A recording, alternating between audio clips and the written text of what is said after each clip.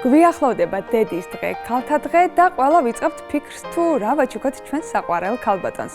ყვავილები და ტკბილეული ამ დროს ყველაზე მარტივი გამოსავალია, თუმცა ბევრს მიაჩნია, რომ უკვე ბანალური სასაჩუქრე იდეაა.